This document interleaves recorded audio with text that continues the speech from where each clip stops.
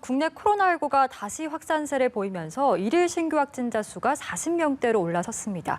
특히 그동안 안정세를 보였던 지역 발생 환자가 다시 20명대로 증가해서 지역 감염 확산 우려도 커지고 있습니다. 오늘 전문가와 함께 관련 내용들 짚어보도록 하겠습니다. 김경우 인제대 서울백병원 가정의학과 교수 모셨습니다. 어서 오시죠. 네, 안녕하세요. 네. 지난 일주일간 신규 확진자 20명에서 30명대를 유지했었는데 오늘은 다시 40명대입니다. 12일 만에 또 지역 발생 사례가 해외 유입 사례를 앞서기도 했는데요. 현재 추세 좀 어떻게 보시는지요? 네, 맞습니다. 국내 지역 감염 같은 경우에는 역시 이제 그 감염 경로를 모르는 깜깜이 감염에 의해서 지금 서울 같은 경우에도 5명 중에 4분이 지금 어디서 감염 경로가 있는지 확인 중에 있는 그런 상태가 되겠고요.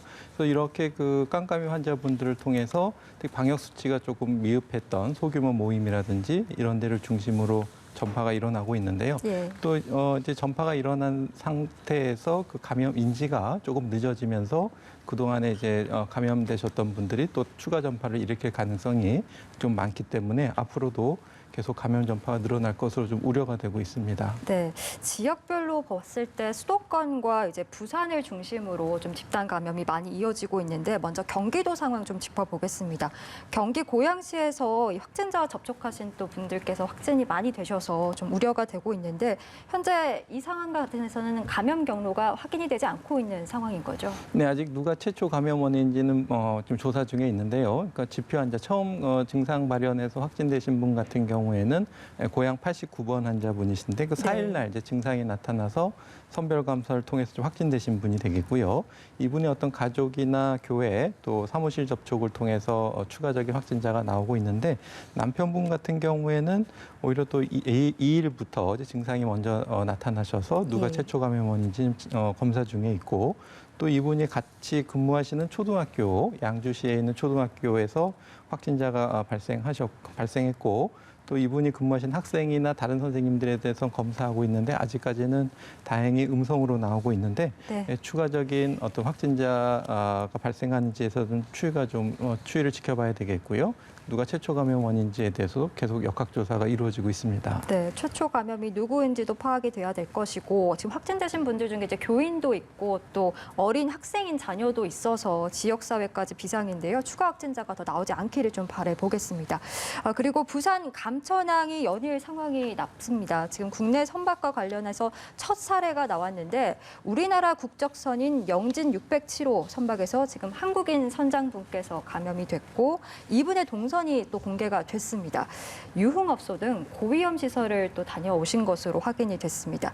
이렇게 되면 이미 좀 지역 내에 조용한 전파가 이루어졌을 가능성도 있겠네요.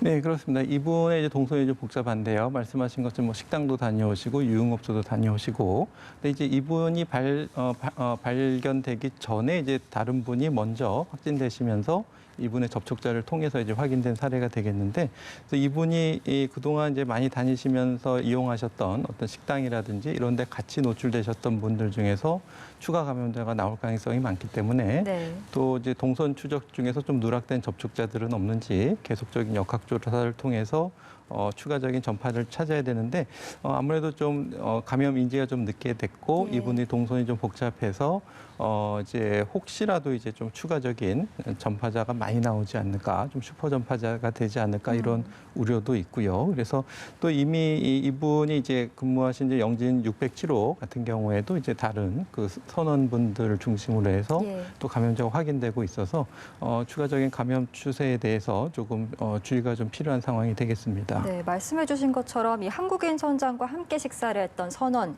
김해 40대 남성분도 확진을 받으셨는데 이분의 경우엔 이 확진자 접촉부터 통보까지 닷새 동안 또 지역사회를 돌아다니셔서 접촉자가 더 늘어날 가능성도 우리가 배제할 수는 없는 것 같습니다. 맞습니다. 그래서 이분의 어떤 그동안의 동선을 추적하고 또 접촉자들을 확인하고 또 이런 분들이 이제 많이 접촉을 하고 또 이분도 기억을 못하는 분들도 있고 또 불특정 자수가 모이는 그런 장소에 노출됐을 가능성도 있기 때문에 얼만큼 그 QR코드 등을 통한 출입자 명부가 잘 확인이 돼서 접촉자 파악이 빨리 정확하게 될 수 있는가 이런 것들이 이제 추가적인 확진자를 찾아내고 격리를 할 수 있는 역학조사에서 굉장히 중요한 부분이 될 수 있을 것 같습니다. 네. 그런가 하면 이 부산항에 정박해 있는 러시아 선박에서 확진되신 두 분, 이 두 분의 경우에는 별다른 증상 없이 이제 무증상 상태에서 확진이 되셨는데 앞서 수리업체 직원들과 또 그 가족, 지인들까지 이제 확진이 되는 사례가 있었기 때문에 이 사례도 좀 예의주시를 해야 될 것 같습니다. 네, 그렇습니다. 그래서 지금 선박에 대한 방역 강화를 위해서 7월 20일부터는 그 우리 국민 대면 접촉에 필요한 모든 러시아 선박에 대해서 선원 전원에 대한 이제 진단 검사를 예. 실시하고 이제 8월 3일부터는 이제 러시아 출항 선박 같은 경우에 출항 48시간 이내에 발급받은 이제 PCR 음성 확인서를 제출하도록 이렇게 하고 있는데요. 지금 말씀하신 사례 같은 경우에는 지금 출항일이 언제인지 좀 확인이 필요할 것 같고 출발하실 때 PCR 음성을 받았지만 그 당시에 어떤 잠복기를 거쳐서 출항한 다음에 양성이 확인됐을 가능성도 있겠고요. 또 무엇보다도 선내에서는 선원들끼리 밀접 접촉이 많기 때문에 이렇게 감염자가 한번 탑승하게 되면 그 배 전체가 감염이 될 수 있는 위험성이 높기 때문에 네. PCR 음성 확인서 확인과 함께 그 선박 내에서도 방역수칙 준수가 이것도 중요할 수 있겠습니다. 네, 그 말씀해주신 PCR 음성 확인서를 우리가 이제 러시아 선박과 관련해서 받고는 있는데 이걸 받은 이후에도 지금 계속해서 확진자가 나오다 보니까 이것만으로는 좀 안 된다, 추가적인 대책이 필요하다라는 지적도 있더라고요. 어떻게 좀 생각하세요? 네, 한 가지는 약간 과도기일 가능성도 있겠습니다. 원양어선이기 때문에 좀 미리 출발했다던가 좀 입항일이 빨라서 또 수리 중인 선박에서 발생한다든지. 근데 이제 그것이 지나더라도 말씀하신 것처럼 이 음성 확인서의 어떤 진위 여부라든가 탑승 당시에는 음성이었지만 양성될 가능성이 많기 때문에 일단은 무엇보다도 이분들을 통한 지역사회 감염 전파를 예방하는 것이 중요하기 때문에 네. 이분들과 접촉하는 특히 수리공이라든지 하역 작업을 하시는 분이라든지 특히 이분들이 도착했을 때 도선사분들이 이제 배를 안전하게 또 한국까지 안내를 해야 되기 때문에 이분들 같은 경우에는 검역이 이루어지기 전에 탑승하시기 때문에 감염 위험이 높기 때문에 특히 도선사분들에 대한 방역수칙 준수, 어떤 교육이라든지 홍보 이런 예. 것들을 좀 철저히 해야 되겠는데 외국 같은 경우에도 그런 고민들이 많아서 이제 도선사분들이 어떻게 방역수칙을 잘 준수할 것인가 가능한 최소의 인원만 함께 있다든지 아니면 기기를 제한해서 사용한다든지 방역복을 입는다든지 이런 세부적인 지침들을 특히 도선사분들을 중심으로 해서 잘 관리가 돼야 될 것 같습니다. 네, 항만 방역이 좀 어렵다고 하더라고요. 그만큼 우리가 취약한 부분을 인지를 했으니까 좀 추가적인 보완 대책들 더 기다려보도록 하겠습니다. 치료와 관련해서 좀 질문을 드리고 싶은데요. 그 성균관대 연구팀에서 코로나19로 입원하신 분들을 분석해본 결과 이부프로펜 등 이 비스트레스성 소염 진통제가 코로나19를 악화한다라는 결과를 내놨습니다. 보통 감기 걸렸을 때 이제 열이 나거나 통증을 줄이려고 이 약을 주로 드시는 분들도 있고 사실 감기라는 증상이 코로나19와 또 비슷하기 때문에 이걸 섭취할 수도 있는 거잖아요. 이 연구 결과는 좀 어떻게 보십니까? 네, 그 코로나 유행 초기에도 한번 논란이 됐었는데요. 그때는 이제 말씀하신 것처럼 비스테로이드성 진통소염제가 코로나19에 특별히 해롭다는 근거는 아직 부족하다 이렇게 나왔기 때문에 네. 불필요한 불안감을 한번 좀 덜으셨던 적이 있었는데요.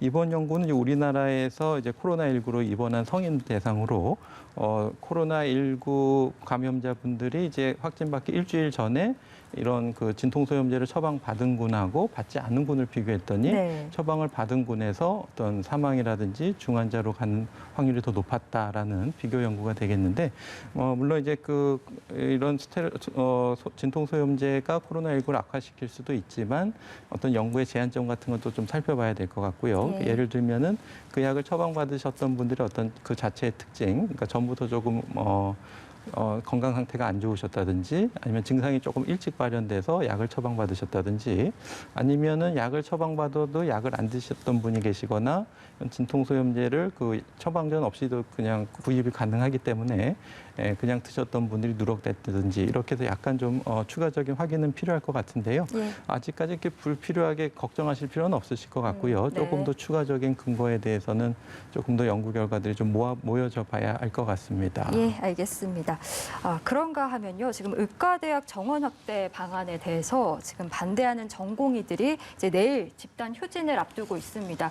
박능우 보건복지부 장관이 오늘 좀 자제를 요청하면서 호소를 하기도 했는데 이렇게 되면 진료 공백이 현실화될 수밖에 없기 때문에 좀 대화를 통해서 잘 해결했으면 좋겠는데 이게 또 쉽지는 않아 보입니다.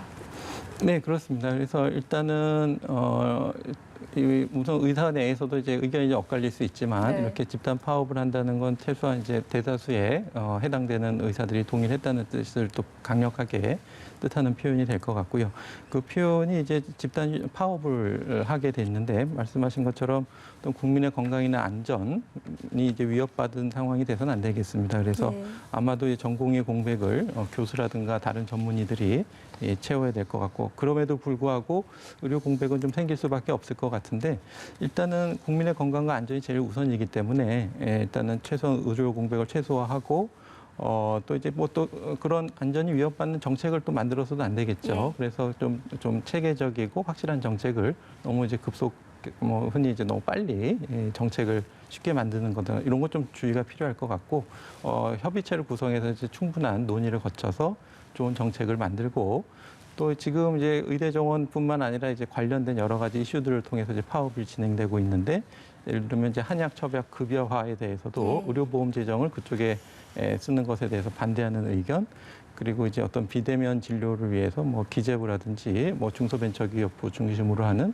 어떤 원격 치료 추진이라든지 이런 이슈들을 같이 지금 의료계가 지금 반대 의견을 내고 있는 부분이 있어서 이런 부분에 대해서 좀 의사들하고 잘 상의해서 좀 합리적인 정책을 대화를 통해서 좀 도출했으면 좋을 것 같고요. 예. 당장 예정된 파업의 어떤 의료 공백을 좀 줄이기 위해서 이제 국민분들도 최소한 응급실 방문을 줄일 수 있는 또 많은 분들이 이제 주치 상태에서 응급실 많이 가시거든요. 네. 다치시고 또 속이 안 좋아서 그렇기 때문에 좀 그렇죠.